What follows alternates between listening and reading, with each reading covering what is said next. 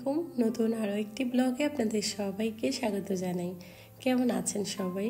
আশা করছি কাছে দূরে দেশ এবং দেশের বাহিরে যে যেখানে আছেন আল্লাহর রহমতে সবাই সুস্থ আছেন। আলহামদুলিল্লাহ, আমরাও ভালো আছি। আজকে সকাল থেকে মোটামুটি টুকটাক অনেক কাজকর্ম গুছিয়ে নিয়েছি। সেই সকাল থেকে রান্নাবান্নার জন্য যা যা প্রয়োজন ছিল ওগুলো ফ্রিজ থেকে বের করে নিয়েছি। তাছাড়া মুরগির মাংস বাসায়ও ছিল না, তো জুনাদের বাবা গিয়ে 3টা মুরগি নিয়ে এসেছে। একটা আস্তাই রাখতে বলেছি, কাটার প্রয়োজন নেই, বাকি 2টো কেটে এনেছে। তো এগুলোকেই আমি এখন পলিথিন থেকে খুলে নিচ্ছিলাম। আস্ত মুরগিটা আমি এভাবেই ফ্রিজে রেখে দিয়েছি, আমি আমার পছন্দ অনুযায়ী পরে সাইজ করে নেব।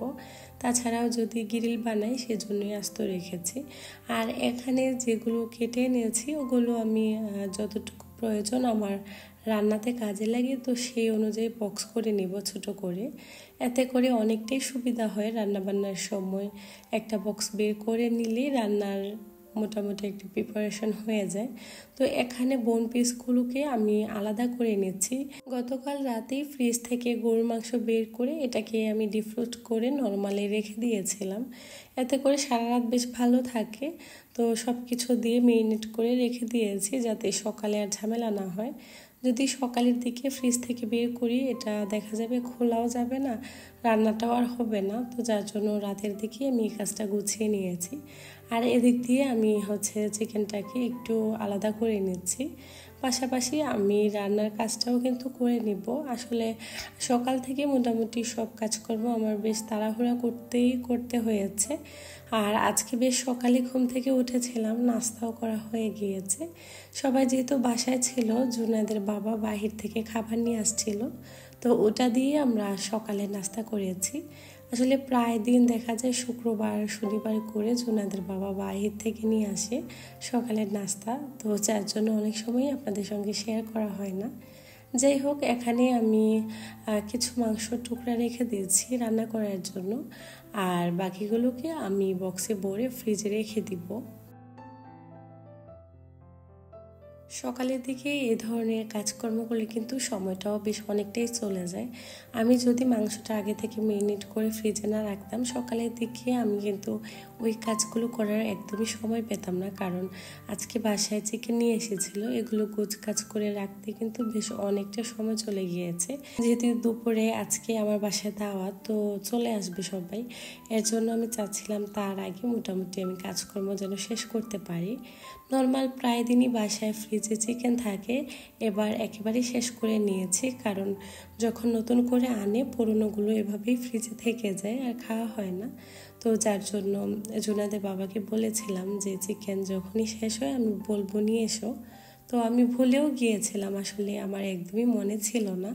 তো জুনাদের বাবা সকালে গিয়ে একদম ফ্রেশ চিকেন নিয়ে আসছে, ওখানে বিক্রি করে আমাদের বাসার পাশাপাশি, তো ওখান থেকে নিয়ে এসেছে।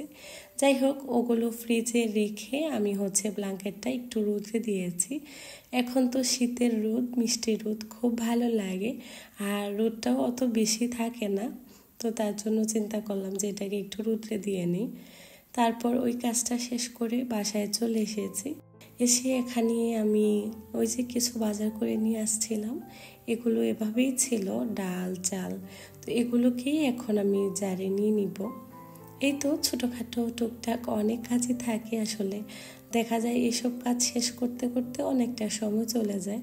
তো এগুলো আর গোছানো হয়নি, যেহেতু রাতের দিকে বাসায় এসেছি আর সকাল থেকে ব্লগটা আবার নতুন করে শুরু করছি।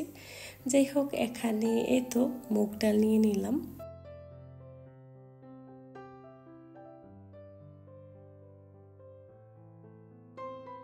ইদানিং আমি প্রায় সময় সকালের দিকে ভয়েস দিয়ে থাকি। আমার ছেলে যখন স্কুলে চলে যায়, তো এর মাঝখানে যেটুকু সময় হাতে থাকে তো আমি ভয়েস দিয়ে নিই, যার জন্য সকালের দিকে কথা বলতে গেলে গলায় মনে হয় বারবার কথাগুলো আটকে যায়। কতবার যে ভয়েস ডিলিট করে তারপরে আবার ভয়েস দিই, এটার কোনো শেষ নেই। তাছাড়া মনে হয় যে সকালের দিকে ভয়েস দিলে আমি সারাদিনে মোটামুটি একটু এডিট করে ভিডিওটা আপলোড দিতে পারি আর কি। যদি ভয়েস না দিই পরে অনেক সমস্যা হয়ে যায়। তো সকালের দিকে ভয়েস দিতে গেলে একটু সমস্যা হয়ে যায়। আর এখন যেহেতু শীতের সকাল, তো কেমন যেন একটা অন্যরকম লাগে। যাই হোক, আপনারা কেউ কিছু মনে করবেন না প্লিজ। আর যারা এতক্ষণ অবধি আমার ভিডিওটা দেখছেন আর দেখে যদি কোথাও কোনো অংশ ভিডিওর ভালো লেগে যায়, তো প্লিজ ভিডিওতে একটা লাইক দিতে ভুলবেন না। আসলে আপনার একটা ছোট্ট লাইকই পারে আমার ভিডিওটা আরও অন্য মানুষের কাছে পৌঁছে দিতে, যদি ভালো লাগে। আর যারা আমার চ্যানেলে আজকে নতুন প্রথম ভিজিট করছেন, ভিডিওটা দেখে ভালো লাগলে আপনি চাইলে ছোট্ট এই চ্যানেলটিকে সাবস্ক্রাইব করে নিতে পারেন। যারা এই কাজটি অলরেডি করে নিয়েছেন আপনাদের সবাইকে অসংখ্য ধন্যবাদ। আপনাদের সুন্দর সুন্দর কমেন্ট পড়তে আমার কাছে খুব ভালো লাগে। আপনার সুন্দর মতামত অবশ্যই কমেন্ট করে জানাবেন।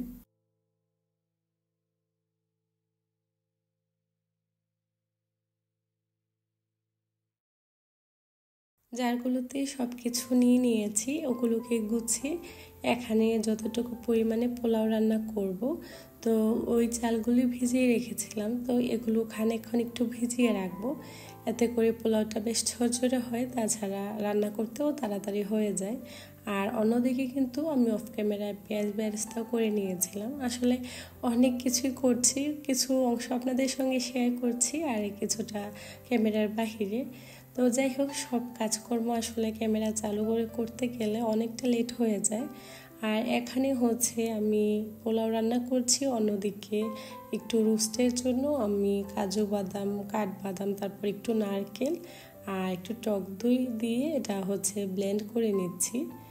আর এই তো পোলার চালগুলো ভিজে গিয়েছিল, এগুলোকে আমি ভালোভাবে ধুয়ে পরিষ্কার করে এই তো রান্না করার জন্য পাতিলে দিয়ে দিলাম।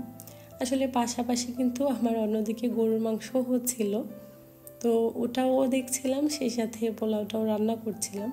গরুর মাংসটা তাড়াতাড়ি করে বসিয়ে দিয়েছি যাতে তাড়াতাড়ি হয়ে যায়। আসলে আমার একটা ভাই আসবেন দেশ থেকে, যার জন্য এত আয়োজন। তো ভাইয়াটা আসার পর বেশ অসুস্থ হয়ে যায়, আজকে 2-3 দিন হয়েছে। তো জুনায়েদের বাবা একবার গিয়েছিল, উনি বাসায় ছিলেন না। আসার পর ওনার গাড়ি নষ্ট হয়ে গিয়েছিল, যার জন্য ওনার বেশ লেট হয়ে গিয়েছে, আসবে করে আর আসতে পারেনি। তো আজকে 2-3 দিন যাবৎ জুনায়েদের বাবাও বলছিল বাসায় আসার জন্য, তো ওরও আসার দরকার ছিল। তো আজকে ফাইনালি বাসায় আসছে আর কি। তো এখানে আমি পোলাওর মধ্যে একটু করে লিকুইড দুধও দিয়ে দিচ্ছি। এটা দিলে না টেস্টটা মনে হয় আরও বেশি বেড়ে যায়। আমি প্রতিবার পোলাও রান্নাতে এই কাজটা করে থাকি, জানি না আপনারা কেউ করেন কি না। তো এভাবে পোলাও রান্না করলে আমার কাছে বেশ মজা লাগে। অনেকে তো দেখা যায় কিশমিশ, কাজু বাদাম দেয়, পাশাপাশি খেতে কিন্তু খারাপ না, বেশ ভালো লাগে। দিয়ে দিলাম স্বাদ মতো লবণ। এই তো এখন দিয়ে দিব কাঁচা মরিচ। আসলে আমি সবসময় যখনই জালটা দিই না কেন একটু বুঝে শুনে দিতে হয়, যেহেতু বাচ্চারাও খায়, সব জিনিসের পরিমাণ অনুযায়ী ঝাল দেওয়ার চেষ্টা করি আর কি। তো সেই প্রবাসী ভাইয়ের জন্যই আজকের যত সব আয়োজন আর কি। আশা করছি ইনশাল্লাহ ওনার কাছে ভালো লাগবে। আসলে খুব সিম্পলভাবেই আমি সব কিছু রাখার চেষ্টা করেছি। ওভাবে আরও অনেক কিছুই করার ইচ্ছা ছিল, কিন্তু আসলে সময় সুযোগের অভাবে তেমন কিছুই করতে পারিনি। গতকাল রাত থেকে আসলে প্ল্যান করেছি যে উনি আসবেন, বলছিলেন যে বিকেলের দিকে আমাকে জানাবেন। তো বিকেলের দিকে বলল যে না, দুপুরের দিকে আসতে পারবে। তো আমি ঝটপট এখানে রান্না বান্না শুরু করে দিয়েছি। আর অন্য চুলায় আমি হচ্ছে রোস্টও বানিয়ে নিয়েছি। এদিক দিয়ে পোলাওটা হয়ে গিয়েছে, ওটাকে একটু নেড়ে চেড়ে মিশিয়ে দিব। আর পাশাপাশি 2 চুলায় কিন্তু এক চুলায় গরুর মাংস, অন্যদিকে রোস্ট বানিয়ে নিয়েছি। খাওয়ার কিছু সময় আগ দিয়ে আমি কাবাবটা ভেজে নিব।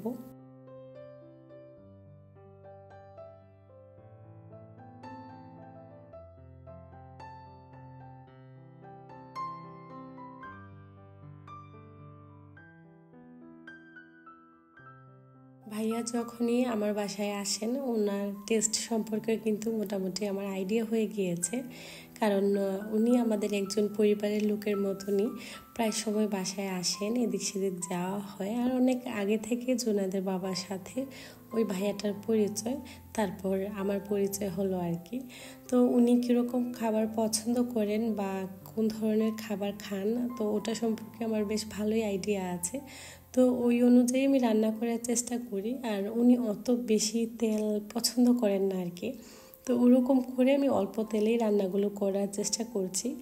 তারপরেও যতই হোক, যে কোনো শাহী খাবারে কিন্তু তেল বা ঘি একটু পরিমাণ অনুযায়ী দিতে হয়, তা না হলে খেতেও তেমন ভালো লাগে না। তারপরেও চেষ্টা করেছি আর কি, অল্প স্বল্পর মধ্যে যতটুকু করা যায় আর কি। যাই হোক, এর মধ্যে এই তো রোস্টটা হয়ে গিয়েছে। একটু ঝোল করে রেখেছি, কারণ ঠান্ডা হলে বেশ অনেকটাই শুকিয়ে যাবে। আর এখানে একটু করে আলু ভেজে নিচ্ছি। আমার বাসায় যত যাই রান্না হোক না কেন, আলু তো থাকবেই। কারণ আসলে আমি কেন যেন আলু ছাড়া একদমই মাংস খেতে পারি না। বাসায় যখনই মাংস রান্না হোক না কেন, যে কোনো মাংস রান্নাতে আমি একটু করে আলু দিই, মানে একেবারে অল্প করে। এতে করে বাচ্চাদেরকে খাওয়ানোটাও সহজ হয়ে যায়। আর বাচ্চারা কিন্তু আলুটা একটু করে বেশ পছন্দ করে। জুনায়েদের তো আলু বেশ পছন্দ, যার জন্য আমার দেয়া হয় আর কি। তবে হ্যাঁ, সব রান্নাতে না, মাঝে মধ্যে দিইও না। তারপরও আজকে খুবই অল্প করে দিয়েছি, যেটা আমরা খেতে পারি। তাছাড়া যার ইচ্ছে খায়, যার না ভালো লাগে খায় না আর কি। এর মধ্যে আমার মাংসটাও মোটামুটি হয়ে গিয়েছে। এই তো আলুগুলো দিয়ে বেশ কিছু সময় আরও একটু রান্না করে নিব, যাতে আলুটাও খুব ভালোভাবে সিদ্ধ হয়ে যায়। এমনিতেও আলুটা সিদ্ধ হতে বেশি একটা সময় লাগবে না।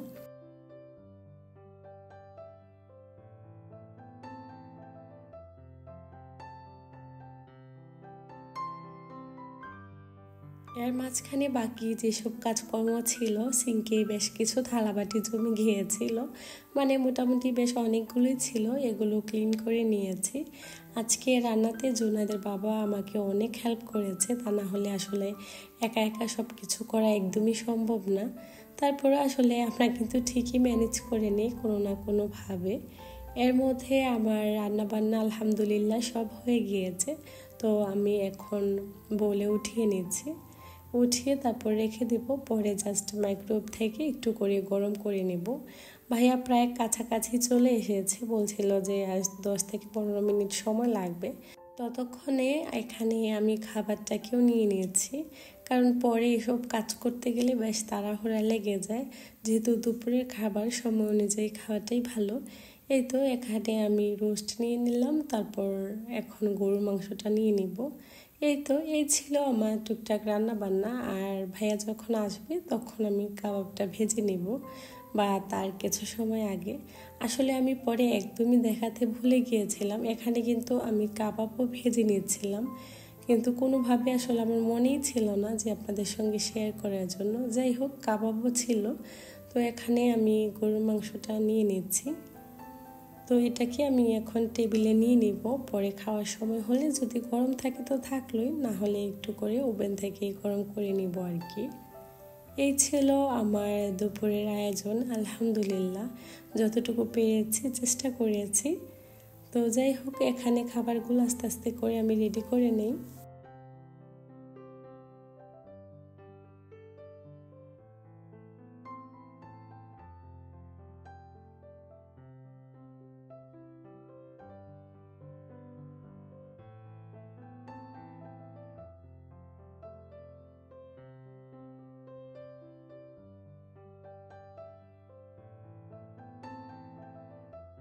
ভাইয়া এর মধ্যে চলেও এসেছে, জুনায়েদের বাবা কথা বলছিল। তো আমি এখানে পোলাওটা নিয়ে নিচ্ছি। এখন খাবারের সময় হয়ে গিয়েছে, টেবিলে খাবার দিয়ে দিব। আর পাশাপাশি জুনায়েদের বাবা কিন্তু সালাদও রেডি করে নিয়েছিল, জাস্ট খাবারের সময় একটু করে মাখিয়ে দিবে, এতটুকুই। এই তো বেশ সব কিছু হয়ে গিয়েছিল আলহামদুলিল্লাহ। এই মুহূর্তে আসলে আমার কাবাবটাও ভাজা হয়ে গিয়েছিল, আমি চুলার উপরে রেখে দিয়েছি, আমার একদমই মনে ছিল না। যাই হোক, এই ছিল আমার দুপুরের আয়োজন। একা হাতে যতটুকু সম্ভব হয়েছে আলহামদুলিল্লাহ চেষ্টা করেছি একেবারে সাদামাটা রান্না করার জন্য। আর ভাইও বলেছিল একদমই যেন কিছু না করি, কারণ দেশ থেকে খেয়ে এসে এমনিতেও তেমন কিছু ভালো লাগে না। এতদিন পরিবারের কাছে ছিল, পরিবারের সাথে মজার মজার খাবার দাবার খেয়েছে। আশা করছি ওনার কাছে খারাপ লাগবে না, ভালো লাগবে। তো যাই হোক, এখন খাবারগুলোকে গুছিয়ে আমি টেবিলে নিয়ে নিচ্ছি।